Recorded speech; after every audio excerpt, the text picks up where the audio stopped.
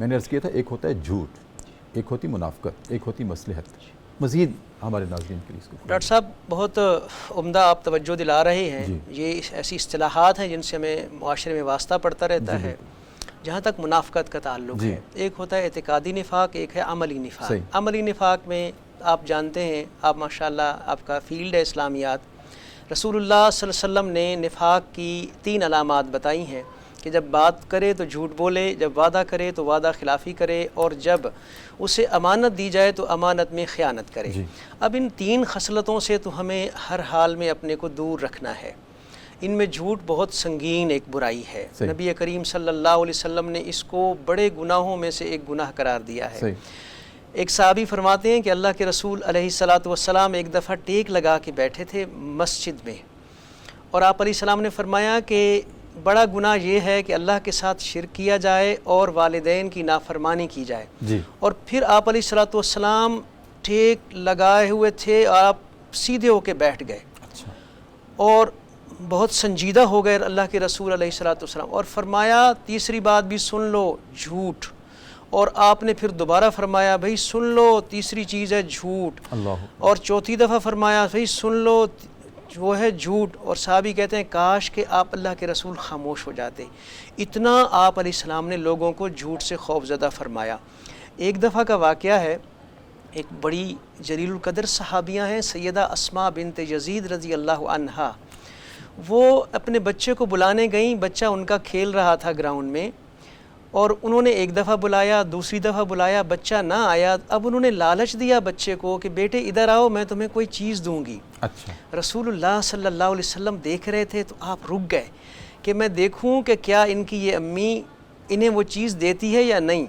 جب آپ نے محسوس کیا کہ وہ چیز شاید نہیں دیں گی تو آپ نے انہیں متوجہ کیا کہ دیکھو بی بی، اس کو اب چیز کوئی ضرور دو تاکہ تم جھوٹ سے نکل سکو.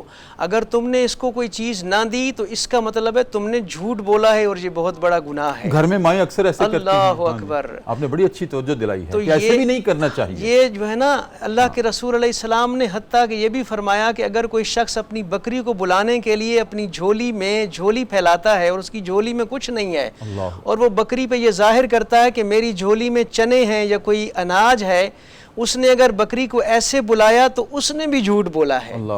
تو ایک تو ہمیں اس سے بچنا ہے، اس سے ہمیں بچنا ہے. لیکن آپ نے ساتھ فرمایا کہ مصلحت، جھوٹ اور منافقت کی تو گنجائش نہیں. مصلحت یہ ہوتی ہے کہ آپ اصلاح کی غرض سے کوئی عمل کر رہے ہوں، ایسا عمل کر رہے ہوں جو بظاہر صورتحال کے مطابق نہیں ہے، لیکن آپ اصلاح مقصود ہے آپ کا.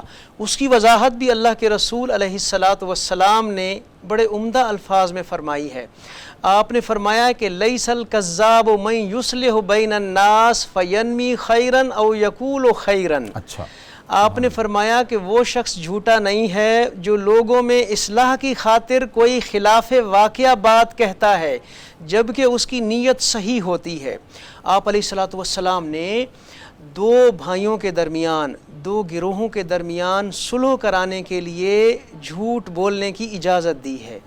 آپ علیہ الصلاۃ والسلام نے اور آپ علیہ الصلاۃ والسلام نے میاں بیوی کے درمیان تعلقات دوبارہ جوڑنے کے لیے ان میں اصلاح کی غرض سے خلاف واقعہ بات کہنے کی اجازت دی ہے. تو مصلحت یہ ہے کہ آپ جو ہے وہ اصلاح کی غرض سے، آپ ماحول میں امن پیدا کرنے کے لیے، آپ بے بد امنی اور لڑائی اور تنازع سے بچنے کے لیے آپ کوئی ایسا قول یا فعل اختیار کرتے ہیں جس سے اصلاح ہو جائے معاشرے میں.